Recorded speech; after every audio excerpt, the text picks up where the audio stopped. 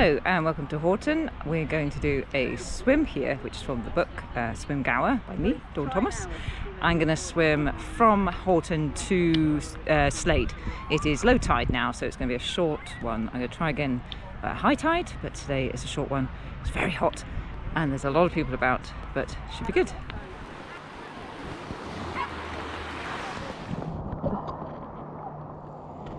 I rate this swim as a amber because there are so few exit points, and this here is probably the best one. So there's a little stony beach here, which is newly been named Slade Beach, and there's some sloped rocks there, and when the tide's out there is a sandy bay that you can walk in on. You can walk up the slope there, and there is a sandy, you can see the little V there, that takes you up onto the coast path. So you can access the coast path from this, but there aren't many other areas unless you want to go onto the rocks and walk either left or right until you can find a way up the cliff. Don't try and climb out here in between this beach and Horton unless you want to walk back on the beach, because up to the cliff path it's pretty sheer and it gets eroded quite a bit. So we're going to head round this little rocky outcrop here and then into Slade, so probably same distance again, done about 600, so it's probably just over a K. Off we go. It's really good to do this swim where the water's quite clear, because there are quite a few rocky outcrops under the water. So we've got lovely kelp forest underneath me, but that is on top of some rocky outcrops, so I've kept quite a way away from the coastline to avoid those rocks, but if it's clear you can see, so it's just not a problem. So just be aware, if you're swimming at high tide, then you're going to have some rocks sloping out underneath you, and if you can't see them because it's murky water, then just be aware of those rocks. Sorry, the camera's on an angle, it keeps falling down, so I hope you can still see the coastline all right.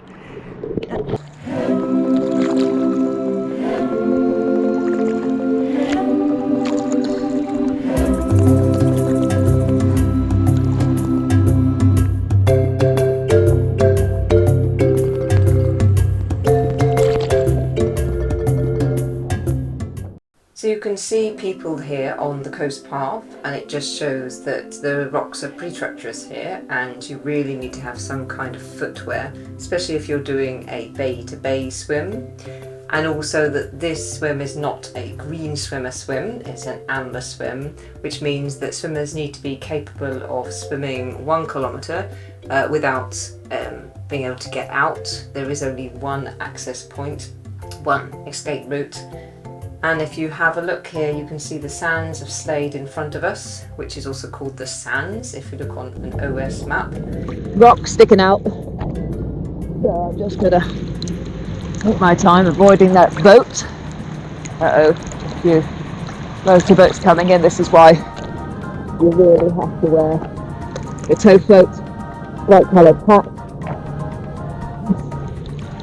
I can actually touch the ground here. But, oh, see? So I'm going to go on to that sandy bit, I'm going to go round that rock so we get out of it. Just waiting for these boats to stop manoeuvring. Heading to the sand over there. Let's take it slowly. Lots of shallow boulders here. I don't know if you can see that, but lots of shallow boulders under the surface.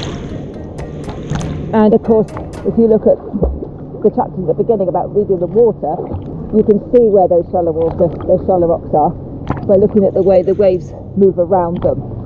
And you either have some flat water, turbulent water, or of course waves. So that's kind of the clue to rocks close to the surface. Right, so I'm going to pick my way through this rocky bit.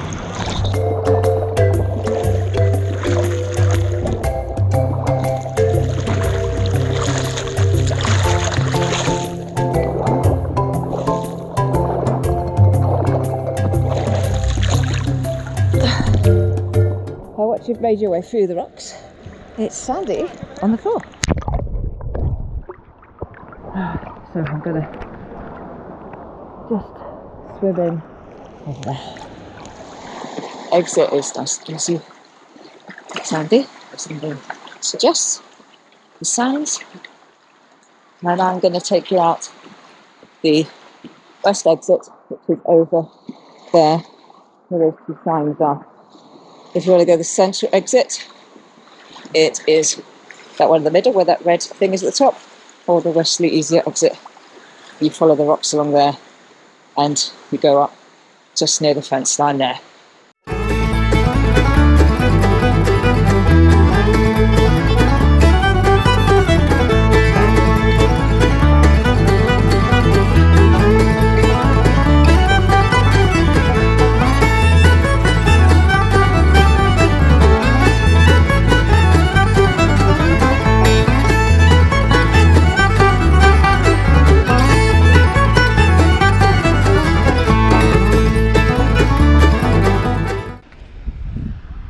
Nice view of Slade up here.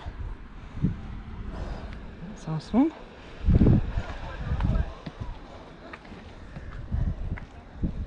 And here's our exit.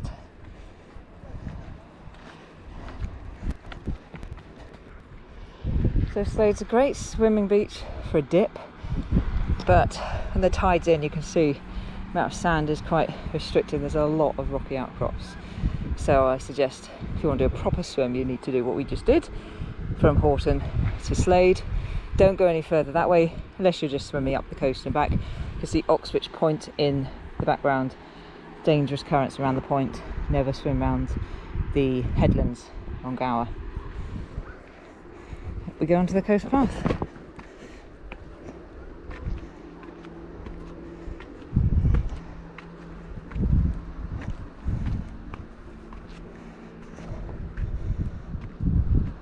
So if you're walking to Slade, to do it in reverse, if you want to do that, especially if you've got the winds behind you, this is the most western entrance, the first one closest to Horton. You need to follow this coast path up, along, up again, through a gate, and quite a long way round before you get to the next entrances to Slade. And as I've shown you in the book, this footpath here, this coast path, in the winter is absolutely impassable, especially this bit. This is where I took the photo actually. It's really, really muddy. So it's been so dry now in this heat wave, there's not a bit of mud, but it can be really tricky in the winter.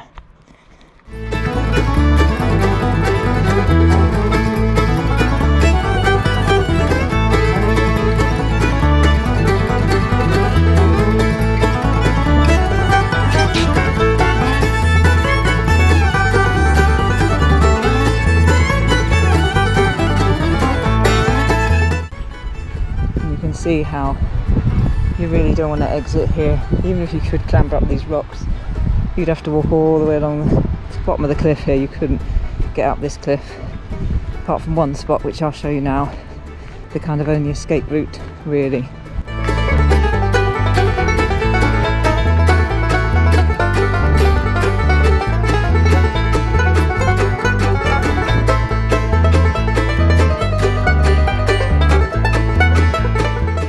So this is the only exit point onto the coast path. So back to the path here, you can see up. So you can walk along these rocks, climb up these, get onto the coast path. Obviously when the tide's out, like it is now, if you decide to return, you can walk back on the sand. But we're on a super low tide at the moment. We're on spring lows. We just had a full moon 2 days ago. So this is the lowest tide it will be.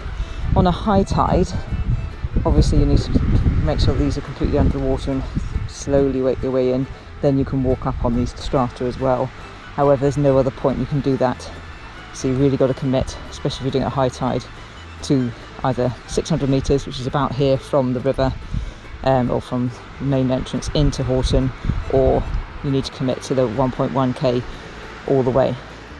So that makes it an amber swim. Swim.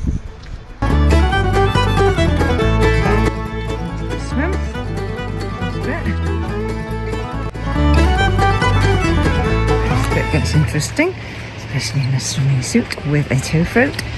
Lots of gorse. I think it's narrower and narrower. You could potentially exit here, but this is probably only about 200 metres in. It might be worth just turning around and going back to where you started.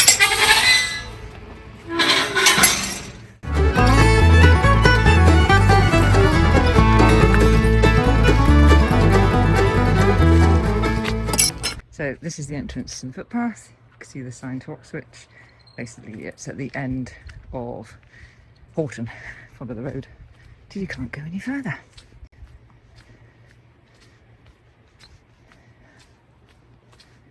Parking in Horton can be difficult if it's really busy and the car park is full, but you can park in Pitton, which has a bigger car park, and walk across the back of the sand dunes.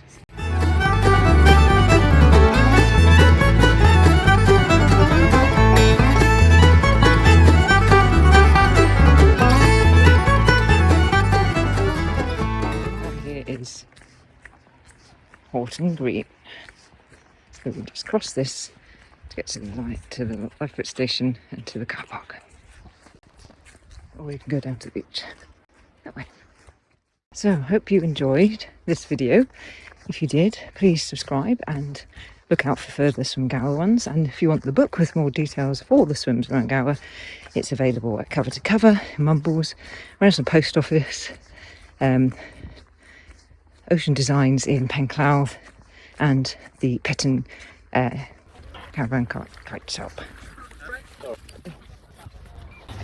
And here we are, back at Horton Beach to get my stuff, hopefully.